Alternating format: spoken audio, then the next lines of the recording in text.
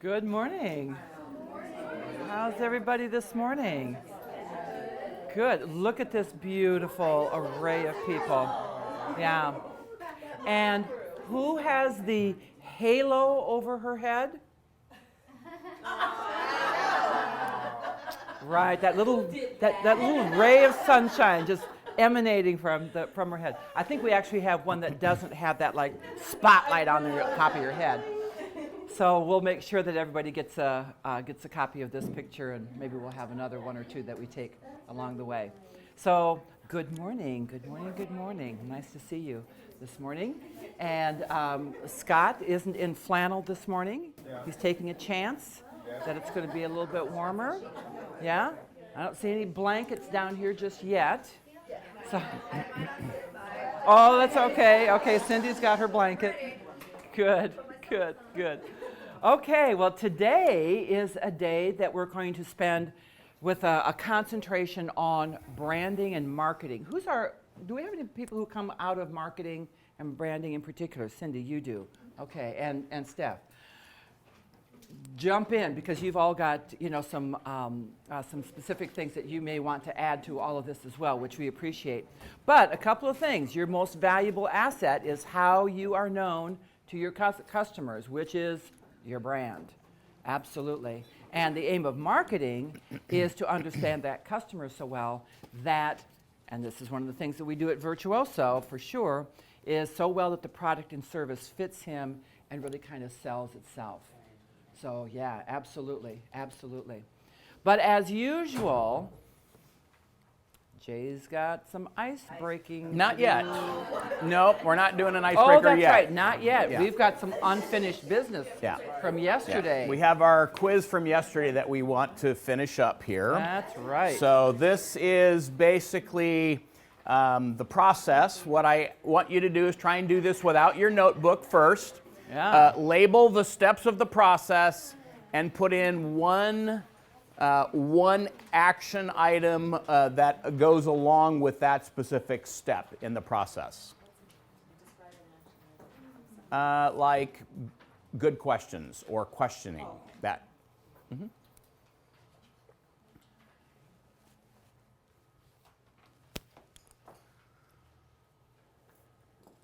Just looking to see, we probably got it. Okay, pens down.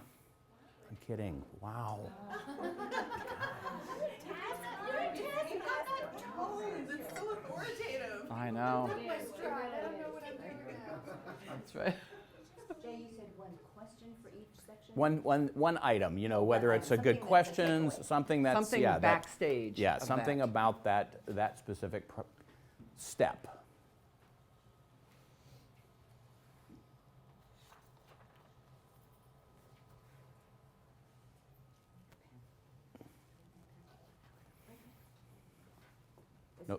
No pencils. Oh. Yeah, it's not a pencil.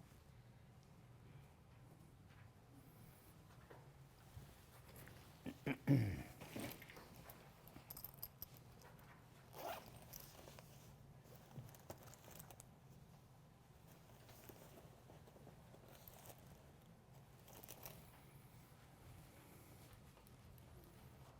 you'd like to borrow that, you may.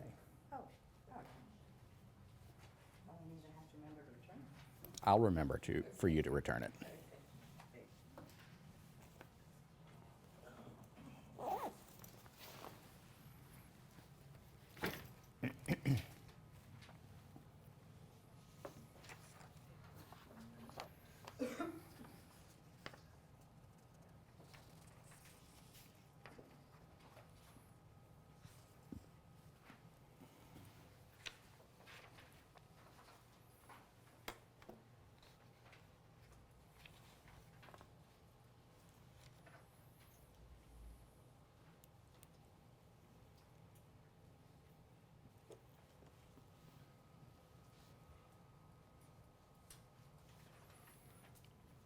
If you get stuck and need to look at your notes, feel free to do that.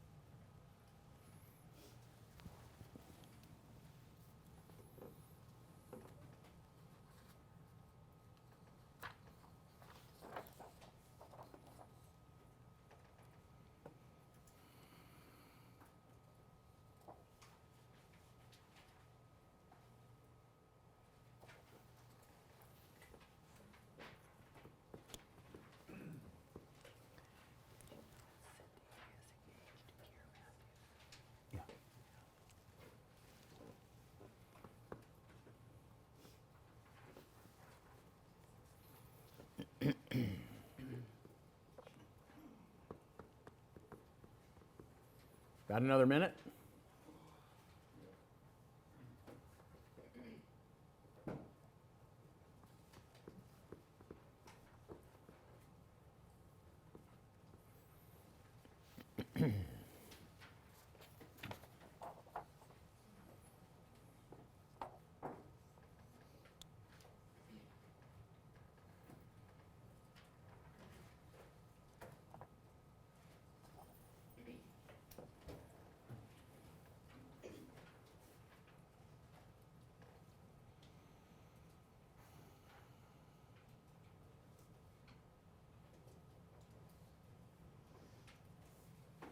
Okay.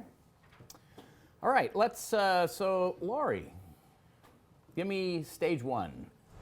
That is the process where you discover what your client wants to do. Okay, and what's one backstage thing about that? You discuss their goals for the upcoming trip. Okay, great. Amanda, what about you? What's the stage two? Collaborate. All right, and what's one item about that? Get clarity and commitment. Okay, great. Angela, next stage. Design. So Okay. reach out to your partners. All right, great. Susie? Reserve. All right, So book the tours and hotel transfers. great. Centra? Stay in touch. All right, Send the email to clients. perfect. Okay. Cindy? Next is the actual experience, and then monitor the trip behind the scenes. Okay. Kip? Share, get feedback. Really, really important to set up a plan to do this so that you're not just trying to leave messages and not getting anything back, because that really does assist with them planning next trip and you knowing what works and what didn't and where to make changes next time. Okay. Perfect. Yeah, Great. Great. You will probably see this on Friday. Yeah. Hint, hint. Hint, hint. So- Wink, wink, nudge, nudge. Yeah, yeah, yeah, yeah. And over the next 6 months, you're going to become very familiar Yes. with this process. For sure. Okay, well, Jay kind of set us up last night with some homework about what our, what that icebreaker is going to look like. So, Yeah. So Take her it was away. about a national or local brand that you identified with, you know, that sort of meant something to you. So always started off, so for me, it actually is the New York Roadrunners Club. The New York Roadrunners Club is the organization that basically puts on the New York City Marathon, among other things. But they were the first major marathon that decided, with all of the discarded clothes that runners get rid of early in the morning, they collect them and distribute them to homeless shelters and a variety of organizations. They give back to the community. So the New York Roadrunners Club, I really appreciate what they do. great. Cool, cool. Good. Yes, Debbie. Patagonia. Patagonia. Because they give 1% back to the planet. They promote animal rights and activism in terms of the down they use does not come from live plucked geese. And they also humanely source wool, and they promote recycling of their product, and they stand behind it 100%. Right. They have really built a brand. With a conscience. Yeah. Yeah, they're very, very, and very forward with that, aren't they? Yeah, absolutely. So yeah, Patagonia and the types of things that they do.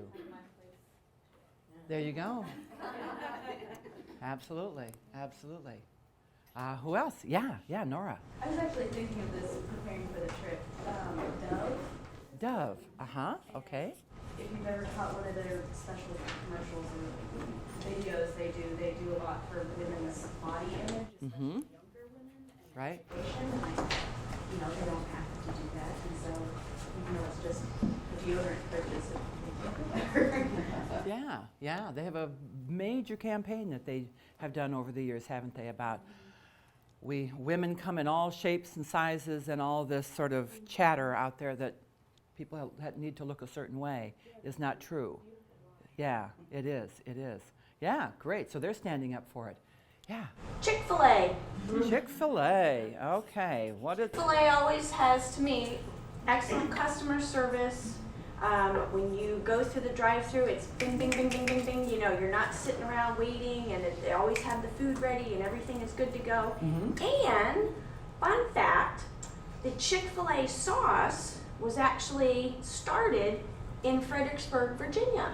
There you go. So we used to have to go at our local mall, Spotsylvania Mall.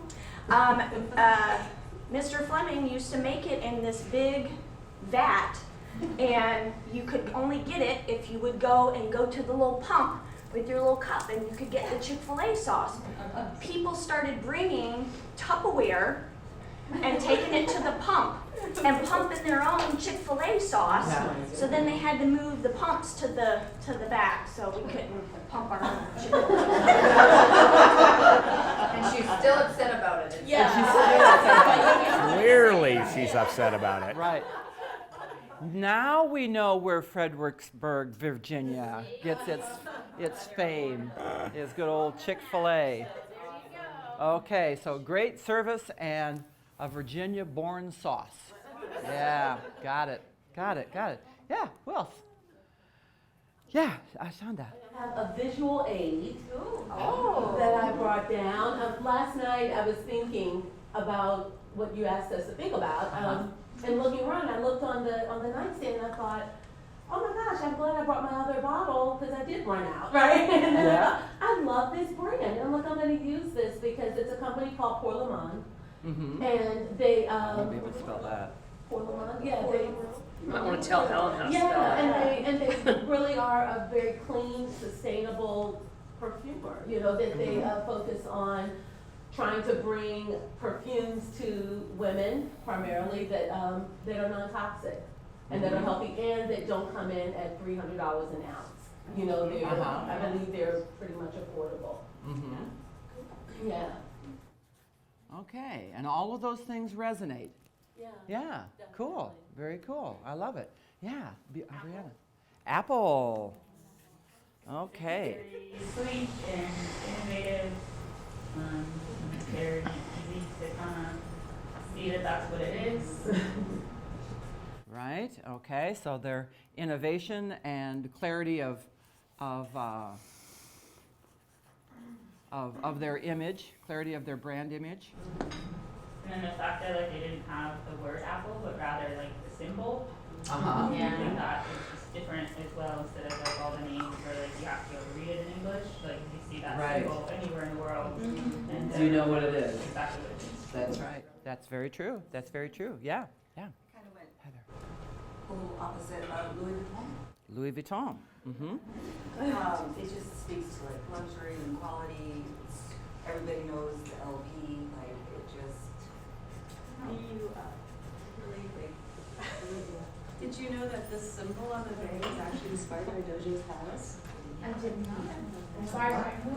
The Doge's Palace. The Doge's Palace in in Venice. Venice. Louis Vuitton got this symbol here from Doge's Palace. So anytime you look at Doge's Palace, you will see these symbols in the structure. Oh, very cool. Very cool. So just a little more luxury. Okay, so the luxury of it. Uh-huh. Luxury, the quality of it. Right, right. Yeah, absolutely. That LV definitely shows up. Yeah? It is. Angela. Instagram. Instagram. I know it can be associated with some negative connotation in social media, but I look at it as free marketing and advertising. Mm-hmm. I think it's awesome. I got this is really random, but I got a client from it, sold a 46-day crystal cruise. And it doesn't happen, I mean, it's only happened a few times, but after that, I was like, I like your Instagram. Okay. Yeah, if you've established your brand well enough on Instagram, people start following it, and you know. I mean, it's not. It came out in a roundabout way. I don't have like some big follow or anything, but it got that one, so I was like, okay. Yeah, for 46-day Crystal cruise, I'll take it. Yeah, yeah, absolutely. Absolutely. Yeah, Amanda. Publix, where Publix. shopping is a pleasure. Uh-huh. And it's true. I mean, even compared to like, well,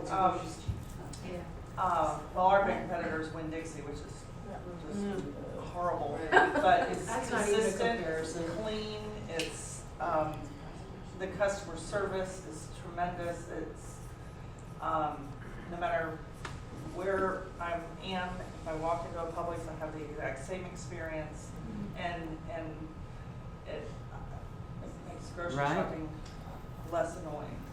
I wouldn't quite call grocery shopping pleasurable, but they make it as pleasurable as it maybe can be. Right. Yeah, yeah, yeah. I like Instacart better. That delivered to you. Yeah. Okay. Right. Right. But but interesting. You stop to think about it. That consistency. What we were talking about in a process. Yeah. That didn't happen. It doesn't happen randomly just because they're all nice people who work at Publix. Yeah. It's a process about how they actually handle all of that. Yeah, Cindy. This one's for the ladies in the room. It's a line called The Ordinary.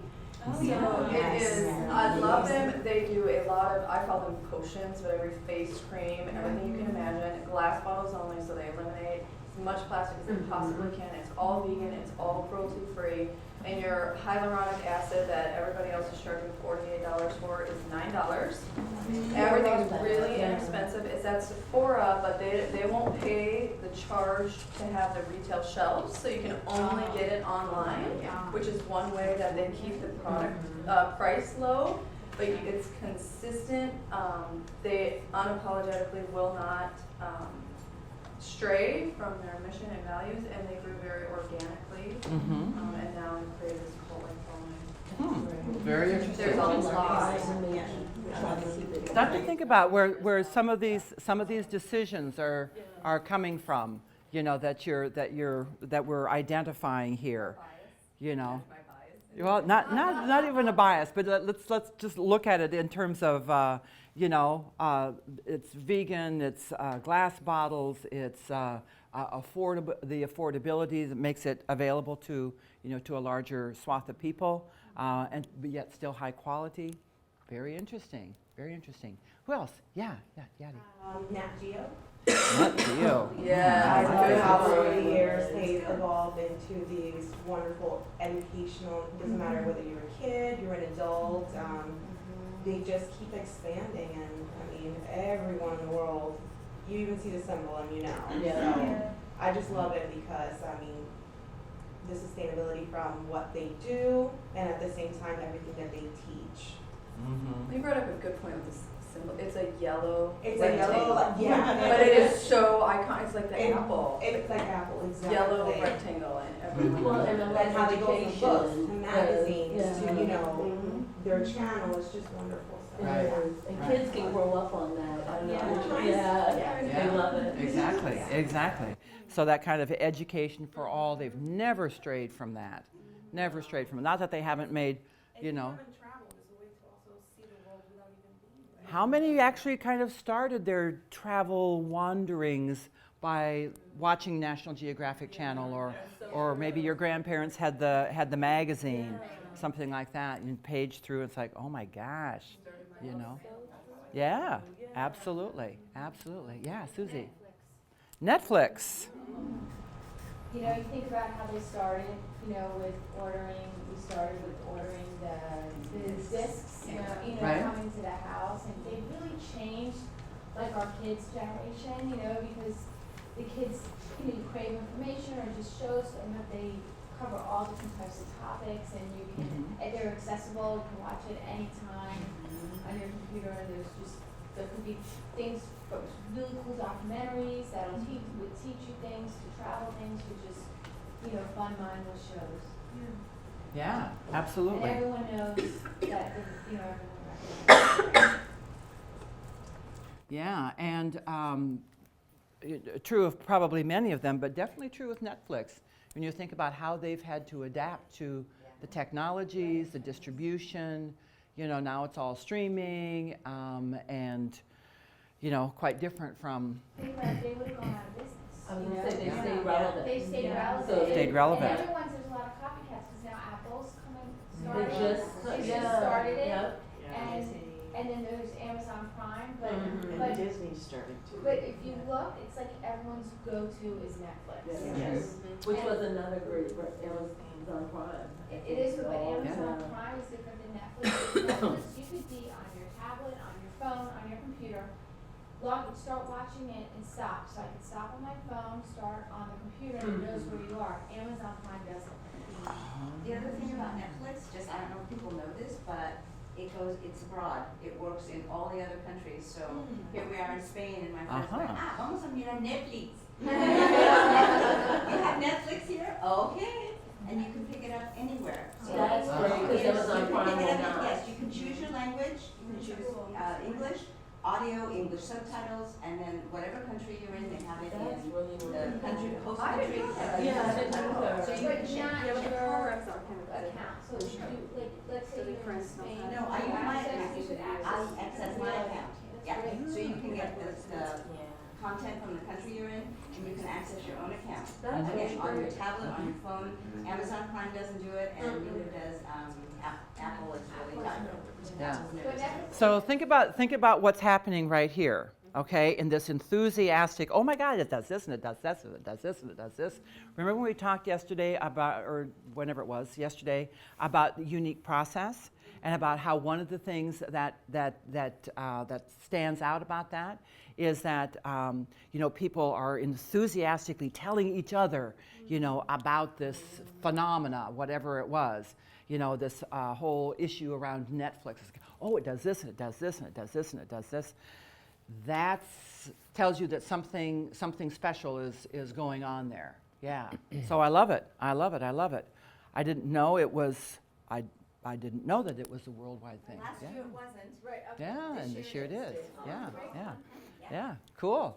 Who else? Who haven't we touched in? Stephanie, how about for you? I'm gonna go to Dove now on a personal note. Okay. I'm starting my career, so that brand kind of is, has a special place in my soul. And one of the things that, to me, well, three things about Dove.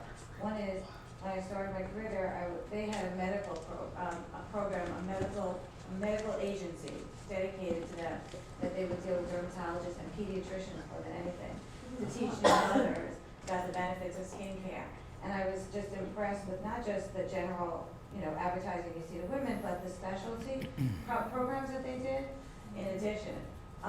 In general, Unilever is an unbelievable company. Everything they do in terms of just global programs, they're headquartered in the UK and the Netherlands, and they have very global forward thinking about the environment. And one of the other things I was going to say, from a branding perspective that people might not know, if you talk about the Apple, is Dove created a mnemonic, which is the quarter cup moisturizing cream that they always show in every ad going into that. So it's almost a subliminal re-emphasis of the primary benefit.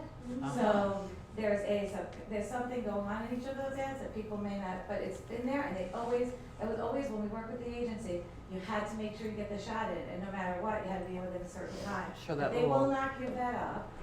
And that mnemonic somewhere is, it stays there. So they're true to their visual core product benefits and commitment to their they're spot on in terms of what they deliver, whether it's a deodorant or anything else. But it's a very well-run brand and a very forward-thinking company. Right, got it. Okay, and very true to their beliefs.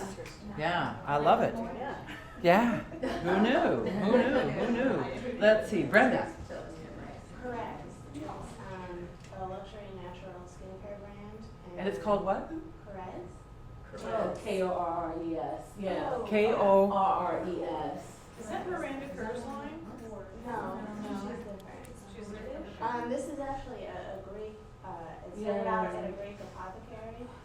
And what I like about it is, well, the products actually work, but they use, huge in sustainability. I like that they, sorry.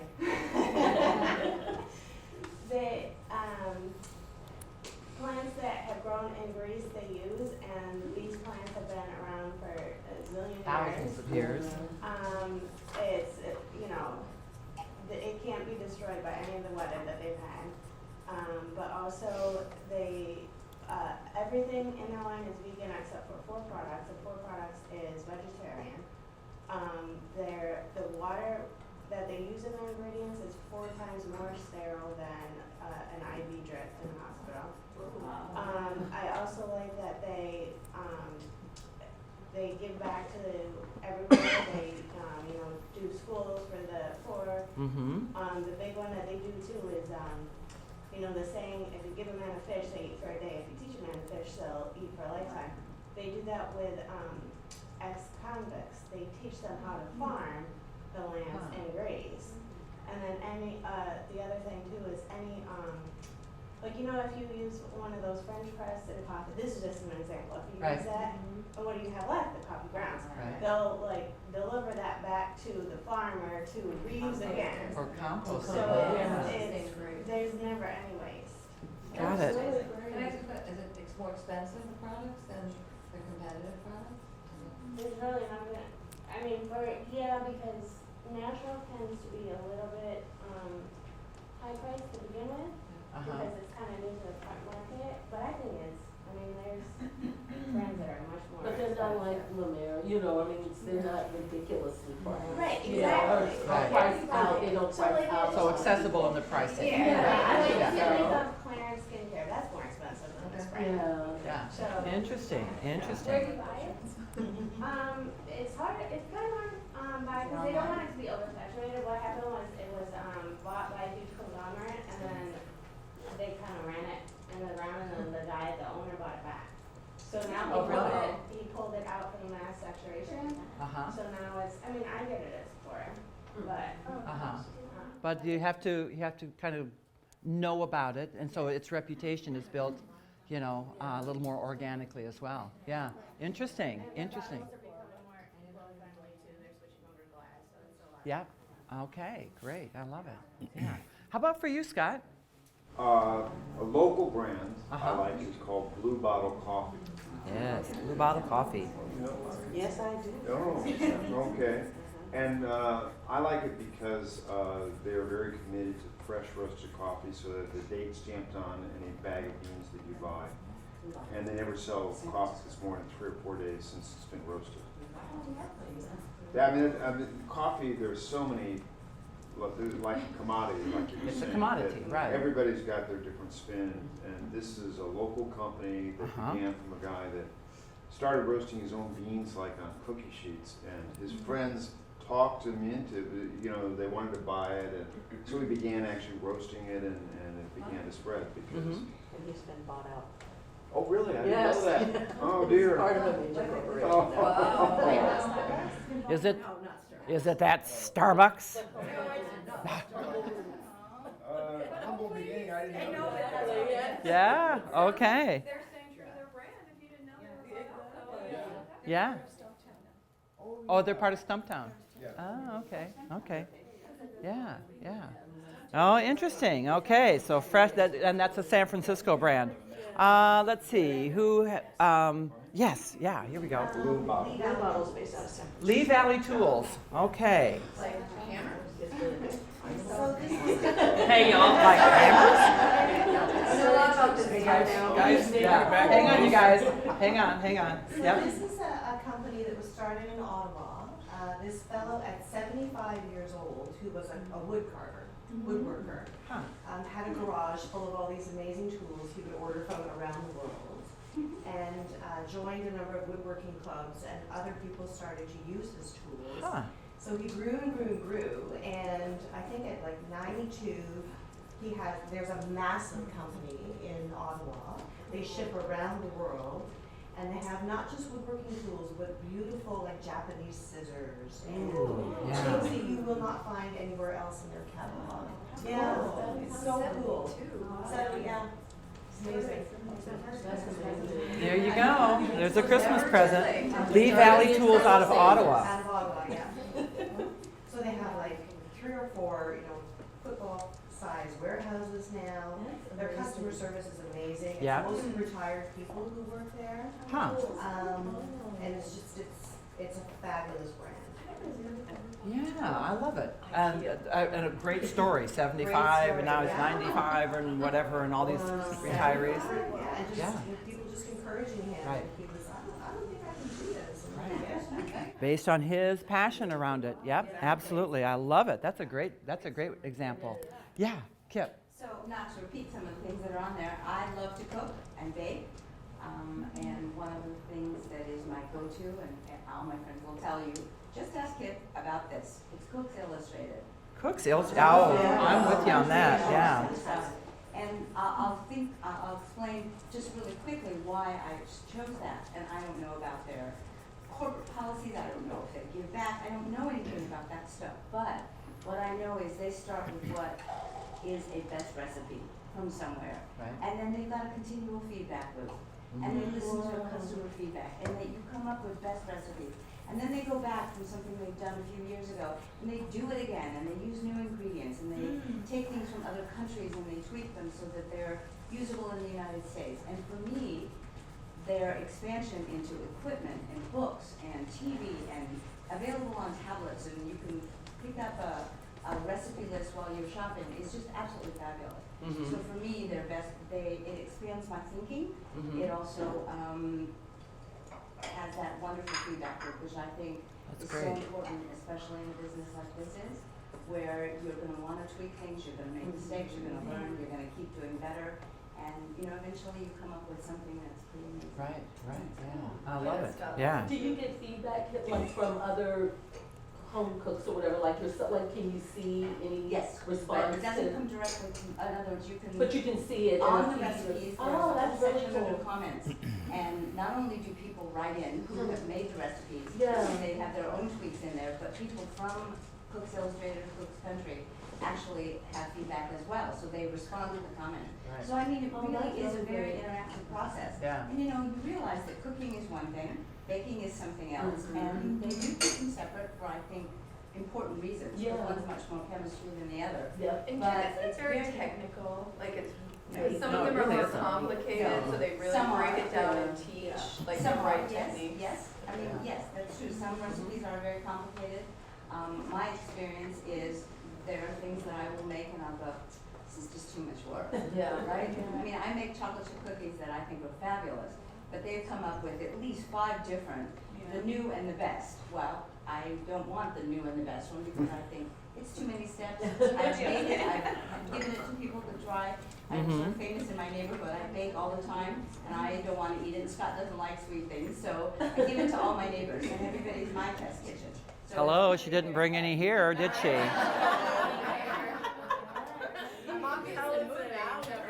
Really? Come on. Yeah. There you go. Yeah. Okay, we'll come to your house. We're all going to San Francisco. Good. All right. Yeah, Cooks Illustrated. That's a great brand. Brigitte? Yeah, Bridget. Choose anything quite as, I don't know. I went with Marriott. I realize that's okay. Maybe somewhat controversial. I think my son would kill me because he was a former employee of Star Wars, so. Yeah. But as a consumer, and purely as a consumer, I find that they are extremely consistent. When you go to a Marriott, I feel like I know exactly what I'm going to get. I'm going to be very comfortable with it. And they also cater to all price points, so you've got Right. very, very top. And then, you've got, the budget conscious as well. And they are extremely available. They're everywhere. I even got them in my suburban town in Avon, Connecticut, a Residence Inn. So you can pretty much find a Marriott pretty much anywhere. Right. Yeah, they were one of the first ones, I think, to start kind of branching out into different price points, different, kind of brands within their brand, and so on. Yeah, and that consistency, that's why people choose big brands sometimes, is exactly for that reason. Yeah, wonderful. That's a great example. Yeah. Summer? Summer. The brand I would choose is Lush Cosmetics. Yeah. I love Lush. All the products are completely sustainable. They're cruelty-free. They give back to the communities. They prevent deforestation. They fight against animal testing. Their products are the most highest quality ingredients. You need the smallest amount, and it stretches a very long way. Great packaging. And they're fun. Yeah, and they're getting away from everything they're trying to make now doesn't have packaging, so that they are reducing the waste that's created in the world. Mm-hmm. And the items that do have packaging, like the lotions, you can bring the bottles back in after you collect 5, and then you'll get like a discount on your next bottle, and they recycle them. Mhm. So they have a constant global effort everywhere. Mhm. They're in the UK, they're in Canada, they're in Amsterdam, they're across the United States. The products they make are just the highest quality and Mhm. cruelty-free, sustainable. They give back. Got It's it. also great for travel because they have like shampoo and conditioner Mhm. bars. So if Bars. you're trying to get out of the liquid, and Yeah. it's really, really good quality. Yeah. Interesting. It works great. Yeah, like bar soap, but a shampoo, conditioner, face. Yeah. Their products are so natural they actually expire. So you do have to be careful. Yeah. Because it is so natural. Yeah, they'll have an expiration date on some. Bar soaps don't, but like the Where do you buy them? Lush. It's a retail store. Oh, Lush, where they have the. Yeah, bath bombs. Yes, that's it. Yeah. I've seen their store, I've never even. Oh, go in. Because I thought it was just like another, I didn't even know if it was like a Yeah. bed, little bed. Oh, no. And I thought, That is a I don't good need another store, you know, like one of those like. Oh, no, you need this one for sure. Yeah, I already put it on my. I love it. Central? Oh, well, you know what I'm gonna say. Starbucks. So there's so many things you guys don't know about Starbucks as well too. So they have worked with the farmers. They have raised the prices to give the farmers a more sustainable wage. They've also taught them shade-grown coffee is to save the songbirds, and it's also more efficient and more productive for the farmers. So we brought in experts to help them grow better. And then also they give back to the community. So they've built schools, there's water supply, all kinds of things. Also with the coffee grounds, if you go to your local Starbucks, they will give you the grounds and you can use them in your garden. I knew that, but I'm too scared to go ask for Just them. go ask for them. And then also all their leftover pastries go to food banks. So, and then their focus is customers first. Customers first. And right. quality of coffee. And don't they do a lot with education for their employees? Yes, so they've got a whole tuition program, and if you go through the program and you have to get at least a B grade, they reimburse you for college. So a lot of people who could never afford to go to college are now being educated by And Starbucks. they're really committed to hiring veterans also. Oh, yeah, there's a veterans program as well too. Yes. Yes. Yeah. Yeah, they were one of the first to offer benefits to part-time. Which became very, very controversial, you know. Mm-hmm. Mm-hmm. Yeah, great. Yeah, they've done some really, really good things out there. Yeah, so Starbucks. Yeah. Lori. Buy those. What's the new size? Trente. That's Starbucks version of a big slurp or whatever. Yeah. Yeah. That's right. Right. Lori. Hi.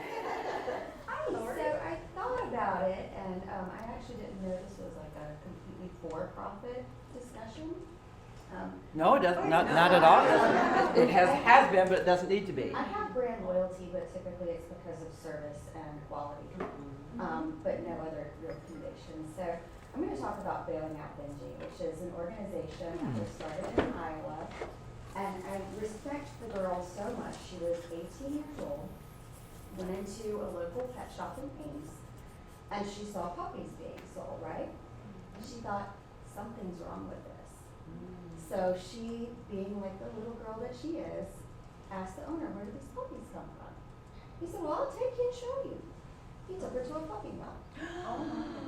Thinking that she's just some ditzy little kid. She's like, oh my gosh, this is way wrong. This was like almost 10 years ago. She's built a nonprofit. We have I think we have 23 teams across the United States that educates, provides educational material, lectures, rescues dogs, and works in conjunction with HSUS Puppy Mills campaign. Hmm. So, and it has actually simultaneously closed down, I think, 7 pet stores that sell puppies across the United States and working on, lots of legislation.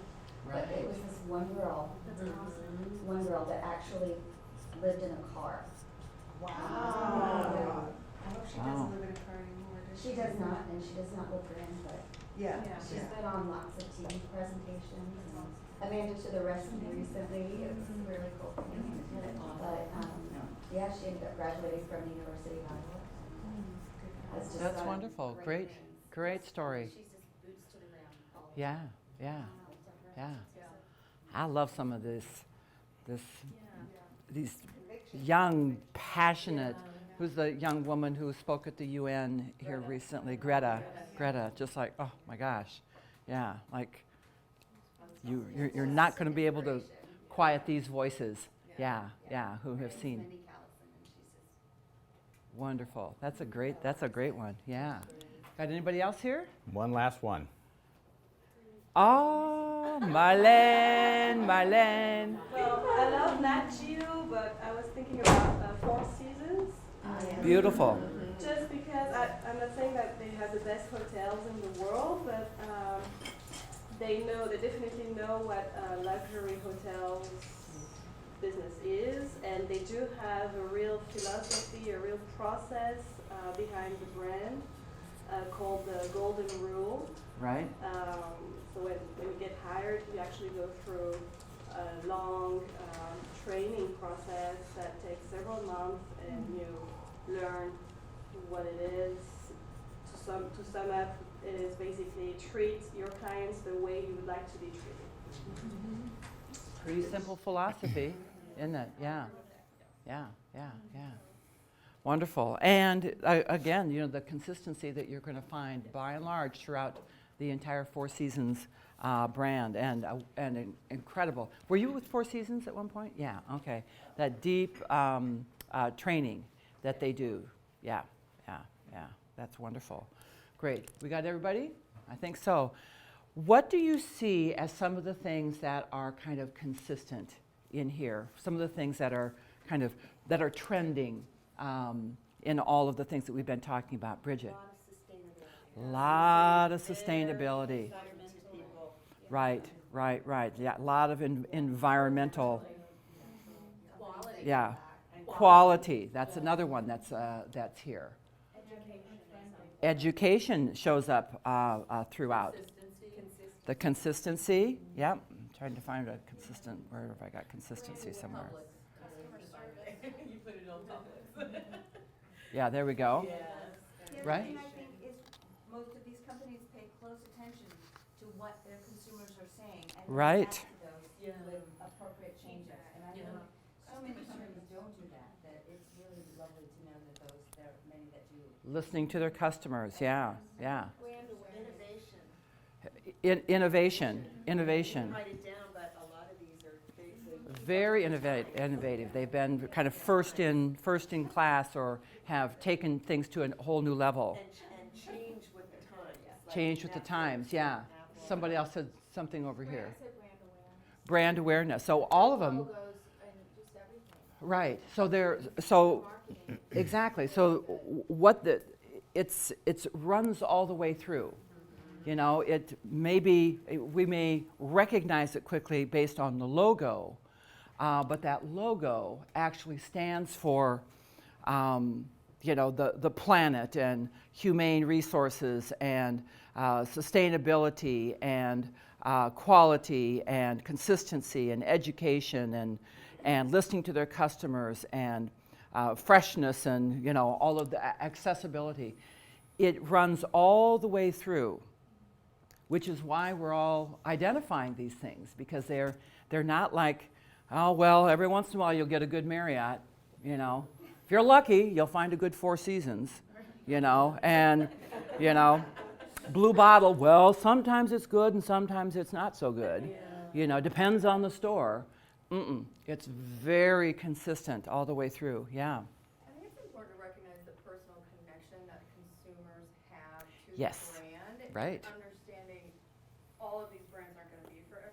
Right. I get Louis Vuitton, but I'm never gonna buy it for multiple personal reasons, so it's not, they're not gonna waste their time marketing to me, because they're never gonna change my mind, and so I think for us having brands, knowing that and who Right. our audience is, and who will have a personal connection, and not wasting your time with the rest of their time or marketing money. That's Right. because I was just kind of looking at the list and thinking, wow, they know they're in their lane. They know their lane. Everybody, and I was thinking really about the tools, and I almost thought, I'm gonna buy a tool now. Like, Yeah.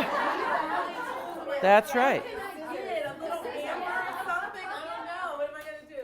But Lee Valley Tools. Because you just think, well, those Japanese scissors did sound great. You know? And I'm like, do I even have? I mean, of course I don't have a need for Japanese, but it's just when you think just the service. But really, I'm not their ideal client, and it doesn't matter. But They have they're in their lane. yeah, and who was it? Nora, you said, okay, I found a gift for my dad for Christmas. So if you wanted a tool, you know you could go Right. there with something. Right.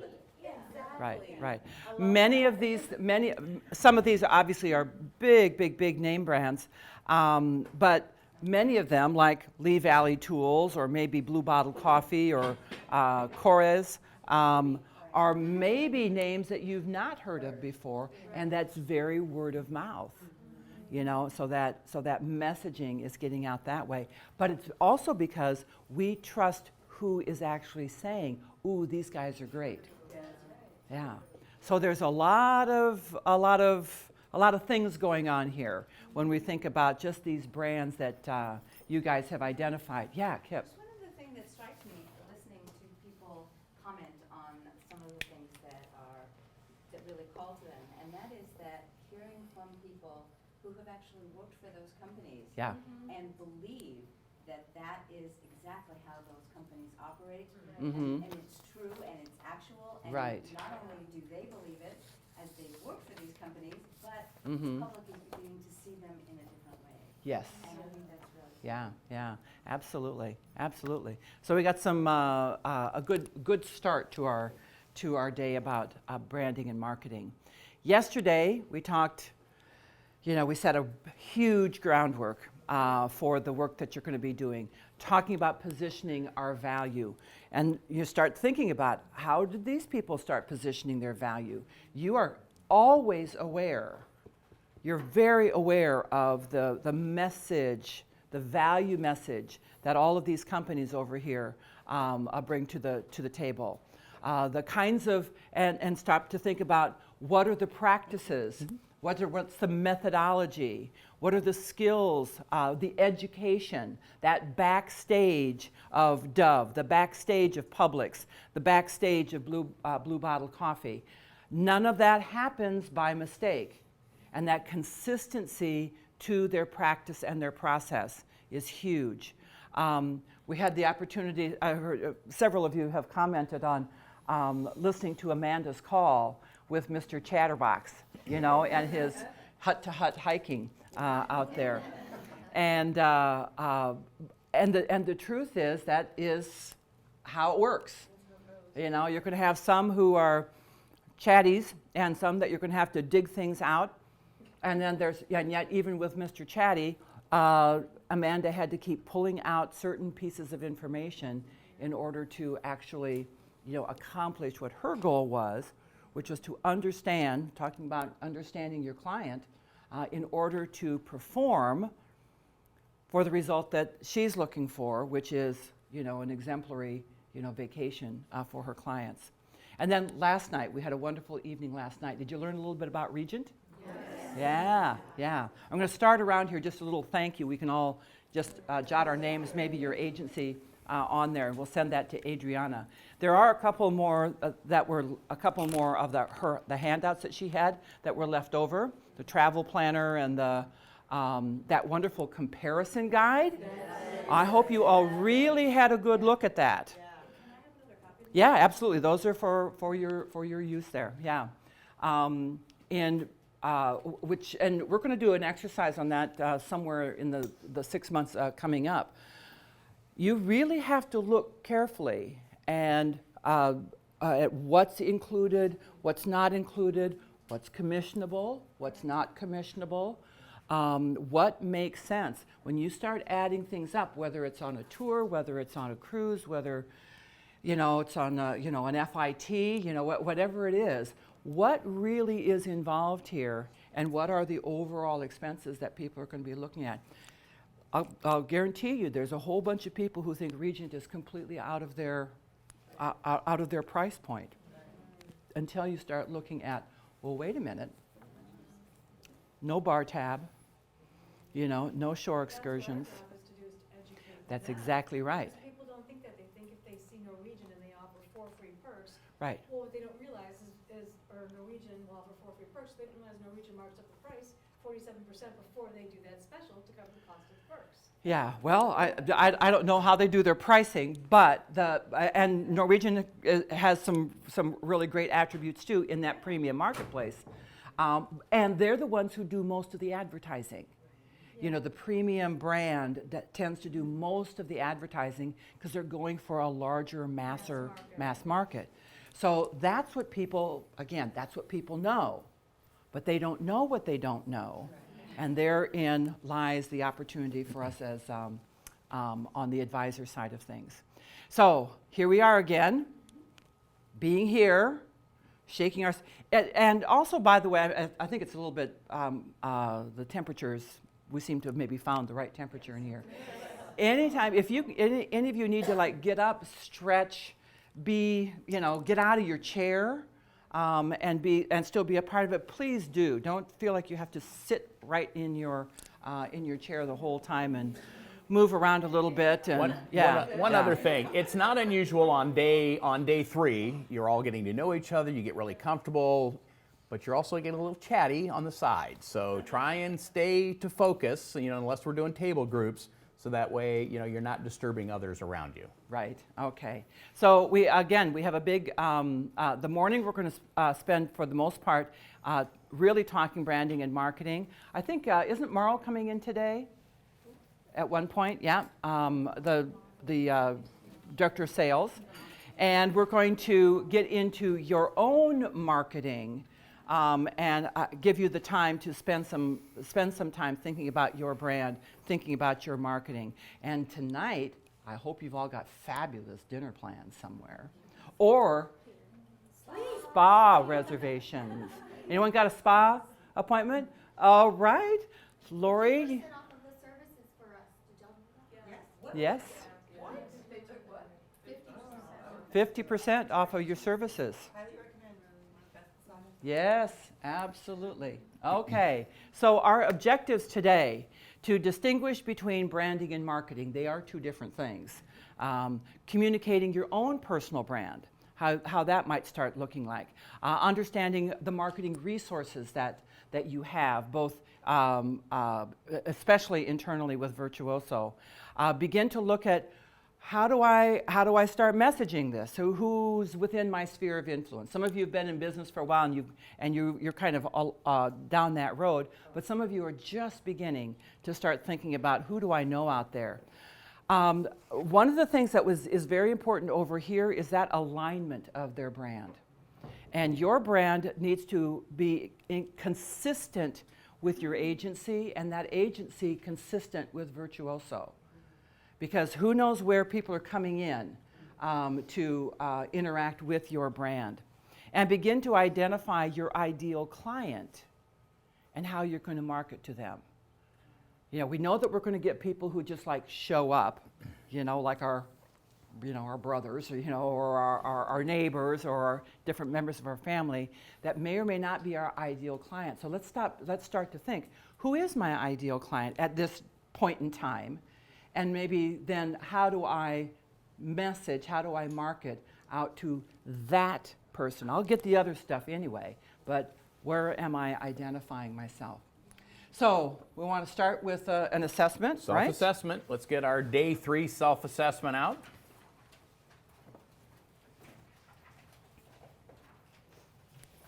It's about marketing and branding. Your brand, is it aligned? And then basically, do you have a marketing plan?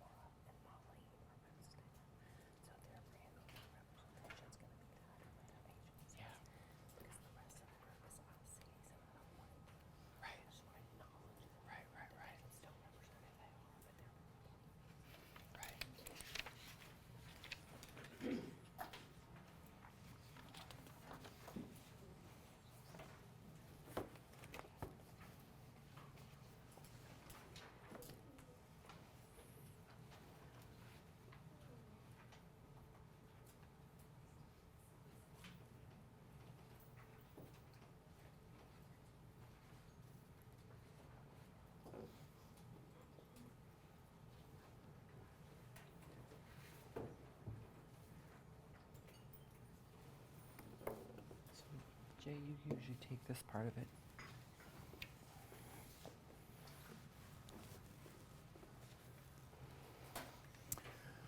So what is the difference between marketing and branding? Give me some, let's just start with what is marketing? Promoting your clients and services. Promoting your clients? I'm sorry, your products and services. Your product and services, okay? Right.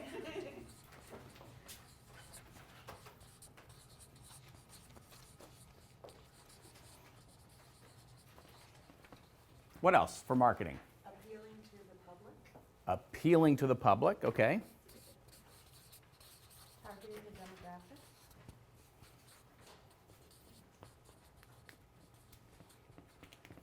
Demographics, targeting your audience. okay. Targeting audience. All right, what else for marketing? I'll go back to the school definition. It's the 4 Ps: product, place, price, promotion.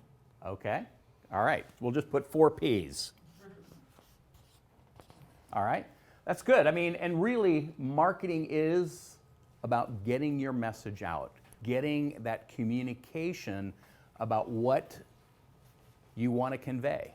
Okay, so what is brand then? All right, if marketing is getting the message out, what is brand? A brand is a promise of value. Okay, that's great. Brand is a promise of value. Yeah, brand is a promise, isn't it? Yeah, brand is a promise. Okay, what else is brand? Recognition, something recognizable. Very good, yeah, recognition. All right, It's what you represent and it's what you stand for, it's your mission statement. okay, Right. all right. Under marketing, I was gonna say distribution channels. All right, distribution. Well, Under marketing. Under marketing, okay.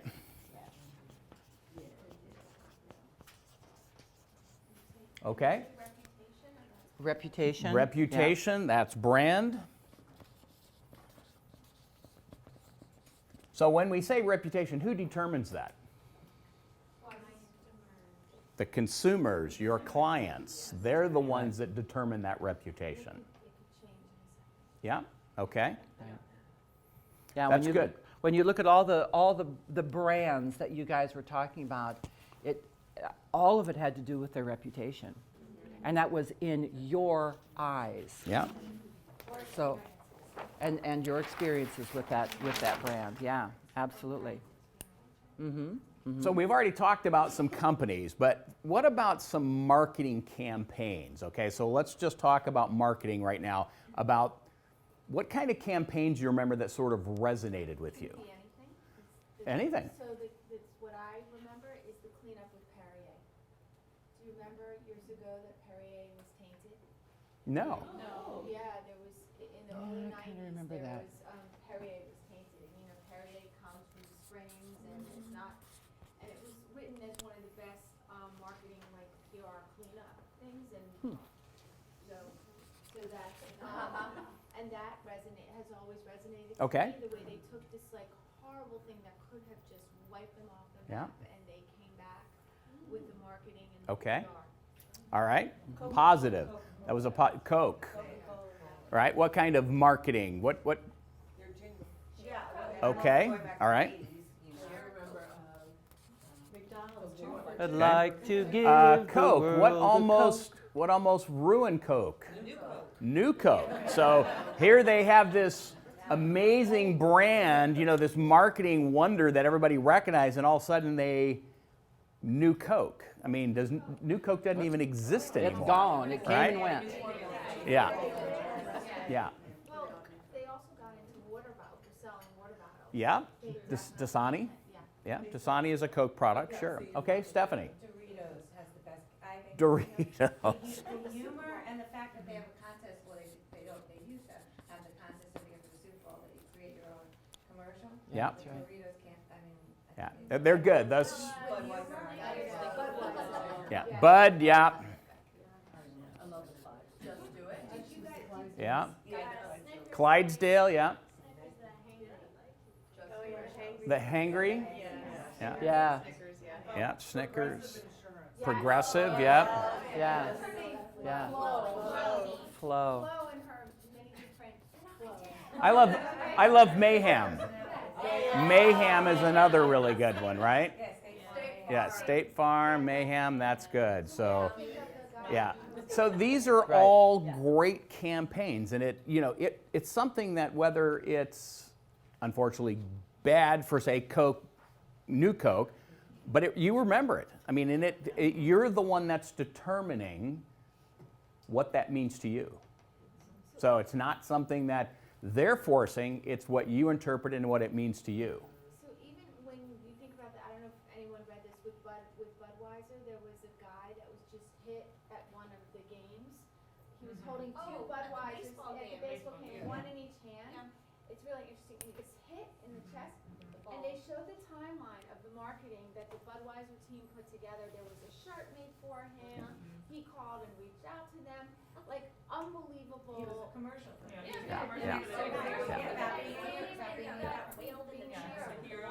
Yeah. Didn't spill the beers. Didn't. Yeah. Yeah. I'm just gonna say one thing.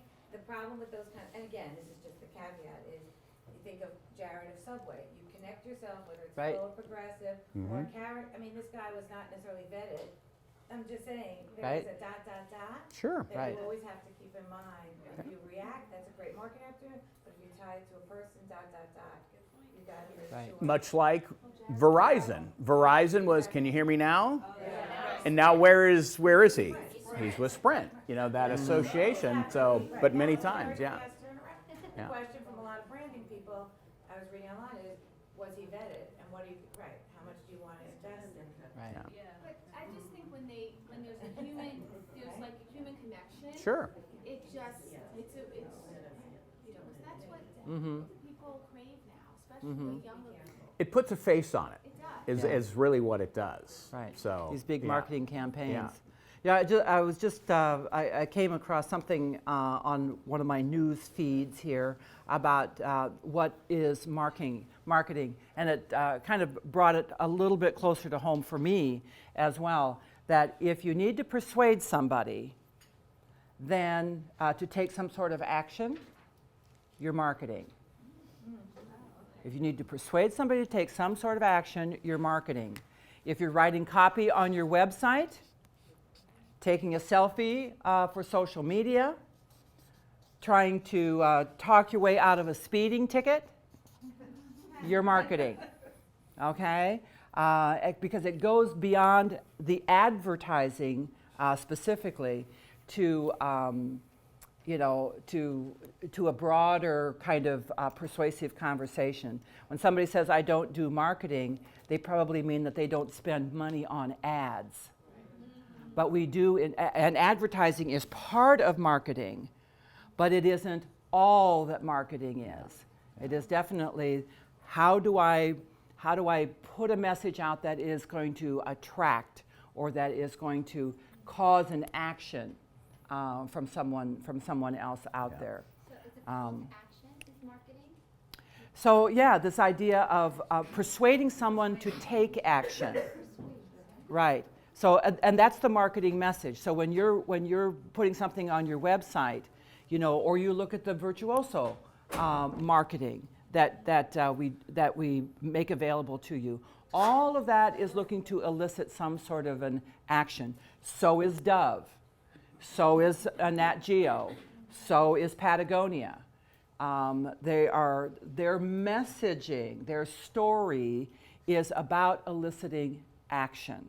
Yeah. But I go back to that, because price is interesting. When I said the price, you can motivate, persuade someone Yes, you to do can. something by running a price promotion, by adding something else. So it's not just a qualitative persuasion, it could be a quantitative persuasion into it. So I think that's important to think about, because a lot of people just think about messaging, but there are motivating quantitative things that market people. Right, to. right. And again, that can be a part of that is going to spur some sort of action. But I think marketing, thinking about it in those terms, is Debbie. helpful. Yeah. I was just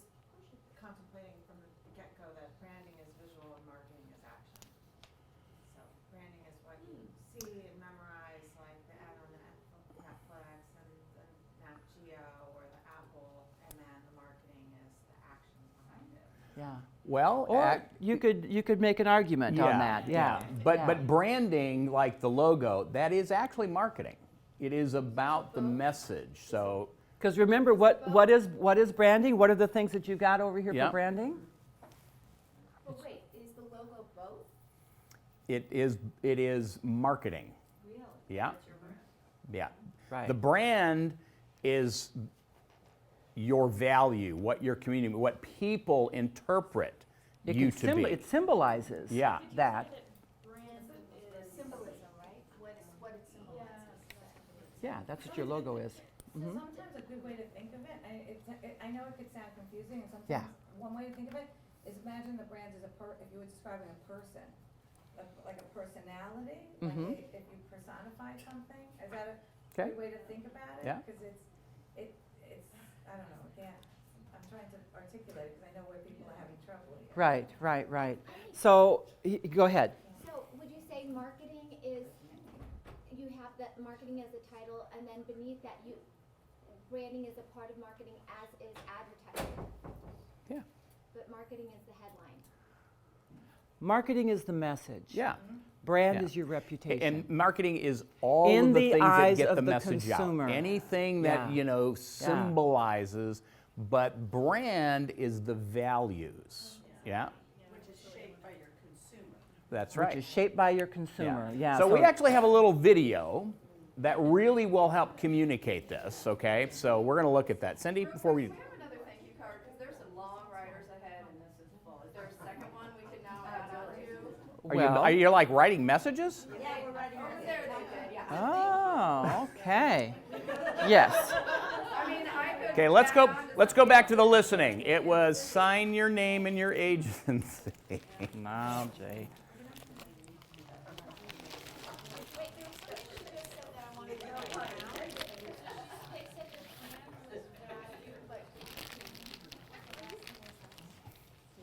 Yeah, branding is, when you stop to think about it, which is what, all of you were saying, that brand lives, go back one more. Okay. Yeah. Brand is your reputation. Brand is how you're perceived, and it's shaped by your consumers, right? So your brand, which can be dinged in a big way, like with Subway or with Zero Coke or whatever it was, New Coke or whatever, kinds of things. Some of the things that Starbucks have done. Yeah, that all great brands have done, but because it's in the consumer that our brands live, which is why we're always having to be very conscious of every contact point we have with our customers need to be in alignment with our beliefs and our values, right? And our marketing is the messaging out there, the words that we put out there, these great, ads, whatever it might happen to be, that live out there that are looking to elicit some action, and create some sort of a feeling that can move us to action, like Cooks Illustrated does, or like Four Seasons does, and so on. So those are, there can be kind of fuzzy distinctions, which is why it's important to sort of uncollapse. I mean, branding and marketing, it's almost like it's one word. But in fact, it's two very different things. And so when we go forward in looking at what is your brand, how does it align with your agency, and so on, we need to look at it in that way. So here's a little something we came across that kind of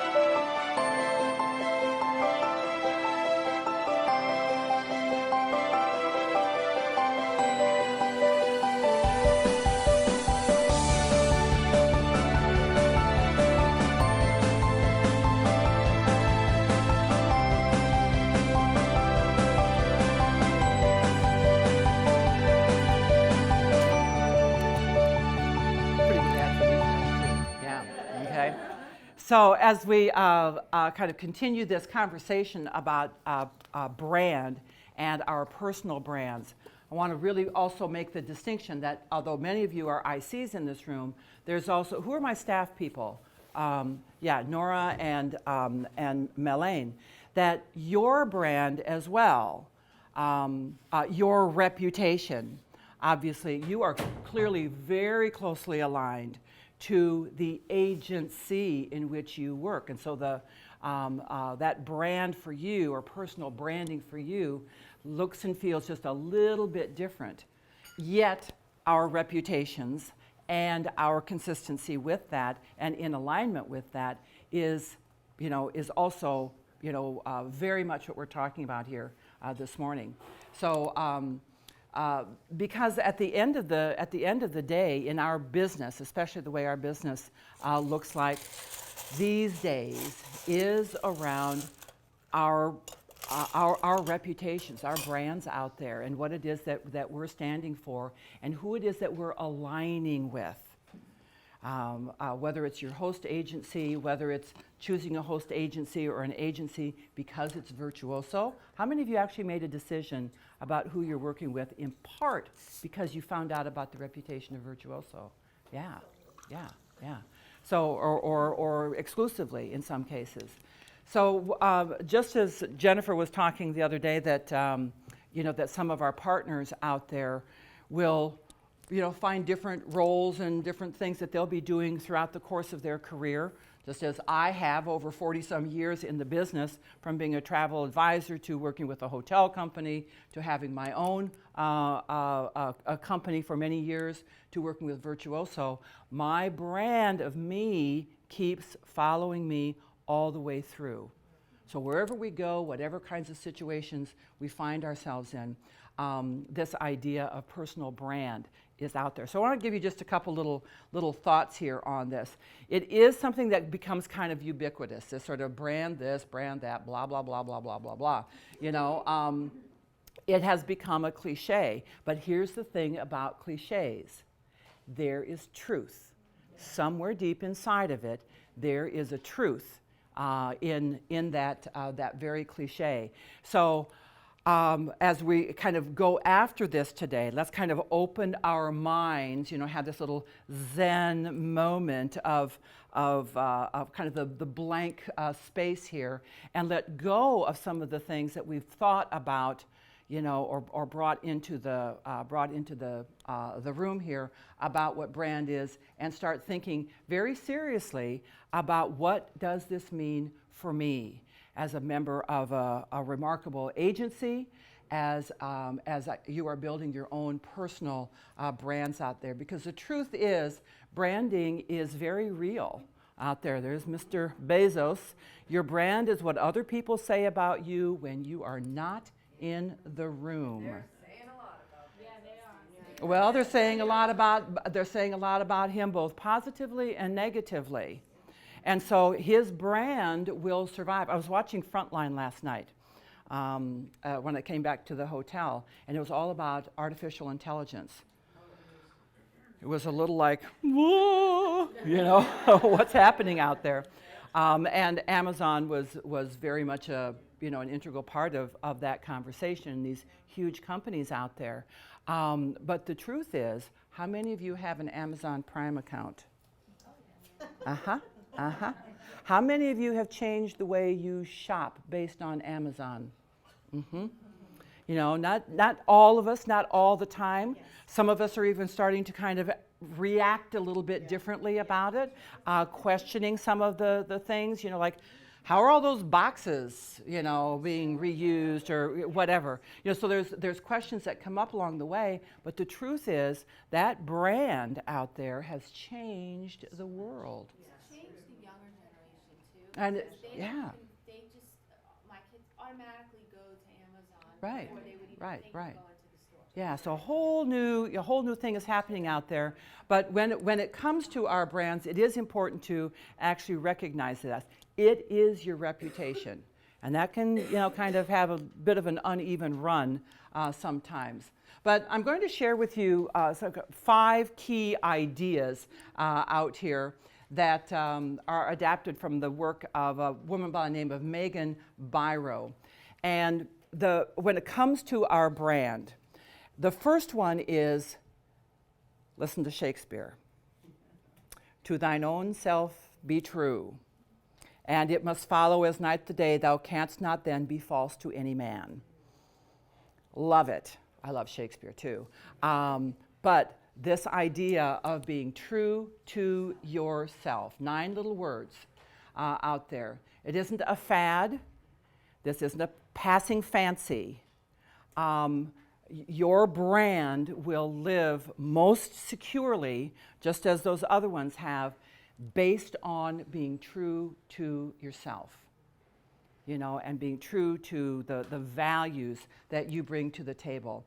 All strong brands are based on this type of this true, genuine, what's real. And when we have been considering some of these really great brands out there, some that maybe we weren't even familiar with before, all strong brands are based on authenticity. There's something that really rings true about Lush. Okay, there's something that really rings true about our new friend at Lee Valley Tools out of Ottawa. Right, that's very, very, very authentic. Because your brand will topple. It will come unglued if the foundation is not based on truth. If it's not based on something that is genuine. I mean, I think about the International Railway Travelers Association, or it's a wonderful. Yeah, I got the good part here. Based on the authentic love that that your owners have for train travel, and that's how they started their whole business, was just based on that. She does a wonderful little riff on at a Virtuoso Week last year, I think it was, on this idea of how they built their brand based on a love of trains. And that's still foundational to the work that they do here. But I think this is right on the nose here, being true to yourself, because, all the other ones are taken. You're the only thing that you can actually be true to out there. Anne Morrow Lindbergh, this is another great little quote. It's the most exhausting thing out there is to be inauthentic. It's exhausting to keep living a lie. So when it comes to how it is that and who it is that we're associating with, very, very true in this, as Shakespeare said, to thine own self be true. So that's number one. Number two is because branding is based so much on authenticity, it may be time today to stop and take a little bit of a personal inventory. And we're going to actually be doing that. Looking at, we all think we know ourselves pretty well, but you bought a week of being able to stop and think. And one of the things that we can think about is, what actually do I love? You may have gotten into this business based on a little list of love this, hate this. Want to do this, don't want to do this.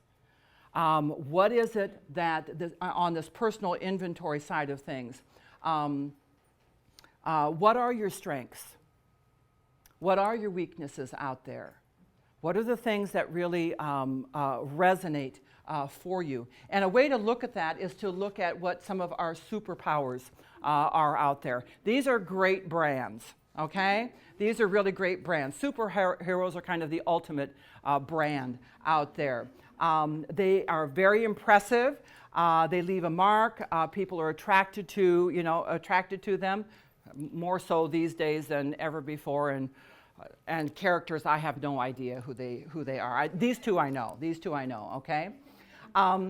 So when you think about what do these super characters have in common, number one is they have a purpose. They have a purpose. So stopping to think about what that is. What is your superpower? What is it that you do better than anyone else out there? What gets you out of bed in the morning? For Danny, it's taking a run down the beach. It's like 10 miles this morning that he ran. What adjectives would people use consistently to describe you? That's one of the ways to kind of take this little inventory. How do you do what it is that you do? You know, what are some of the attributes that you have? Some of you, we were identifying some of those things the other day. What are your passions? You know, what is it that drives you? What makes you want to actually even achieve these results that are out there? So, what is your purpose? We're going to dig into that just a little bit more. The other piece here is maybe know what your personal powers are, okay? What are your talents? What are you particularly good at? You're going to be able to tap into that and maybe be the one who can really put together these beautiful itineraries. We saw a couple of really beautiful itinerary presentations the other day. What do people frequently compliment you on? What do they praise you for? You know, what are some of those things? What are those powers? What areas just don't grab you? You know, what is it that, you know, that isn't interesting for you?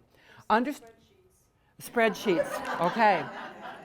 Important to know because you're going to want to hire somebody to run those spreadsheets for you. Exactly. You know, where are you weak? No one is good at everything. So it's very important to be really honest in that inventory and be clear about that, because that's where you may need either more training or it's an area where you may need to hire some help, you know, or find out within your organization who is better at doing this than I am, and you know, and collaborate together. And the other thing that we know about our superheroes here, and by the way, Superman's purpose is maintaining world peace. How about that? And Wonder Woman's purpose is to defeat evil in all its forms. Yeah, okay. And when you think about them as superhero characters, they are very consistent. They're consistent in what it is that they do. You don't find Superman unless some dastardly character is taking him out with the kryptonite or something like that, where he's not being true to those values of bringing about world peace. So your personal brand requires that you be really true to that voice, that consistency of your voice. And another thing about consistency that is important is that when we are consistent, which is one of the things that's great about the process, is that it's something that we can measure ourselves against. So we did a great job in, you know, presenting our value, you know, to a client. And we recognize that as part of our consistent message. And then the next time around, it's like, oh man, I sure blew that. I didn't say this, or this was a bullet point that I missed, and so on. That consistency also allows us to measure our progress, which is an awfully important part as well. I think the thing in all of this is that it is very important for us to recognize that all of it is important. It all matters out there when it comes to our brand and our reputation. Everything that we do. Someone was talking about how it is that we sort of physically present ourselves. You know, how it is that we show up at a hotel. How does that we show up for dinner?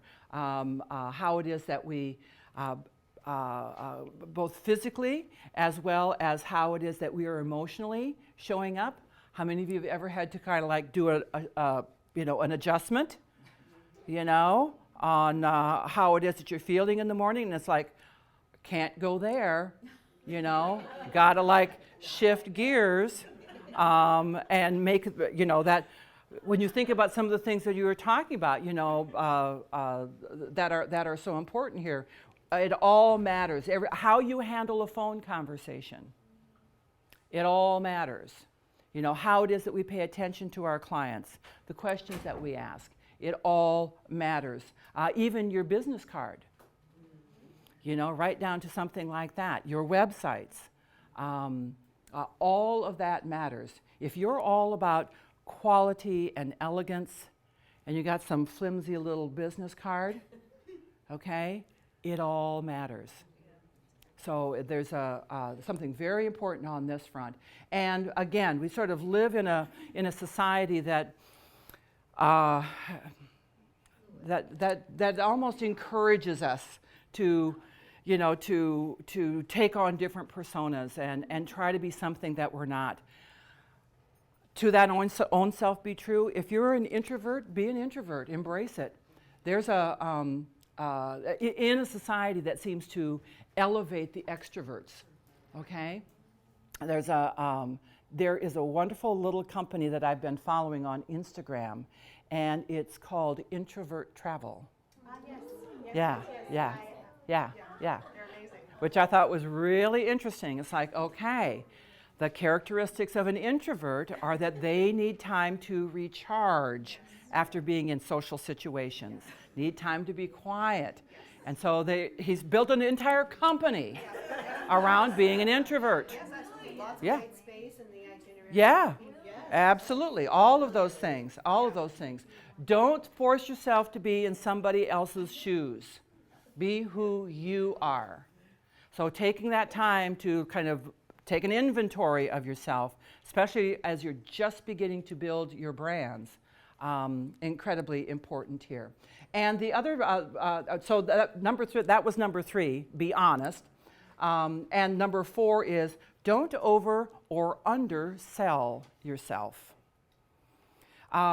A correction, or not a correction, but a comment that I made a couple different times yesterday is in talking about our value, was talking about the perfect vacation. Right. The perfection of whatever. It can be a loaded word. Now we're going to come up, and they may describe it as perfect. It was a perfect vacation. Great.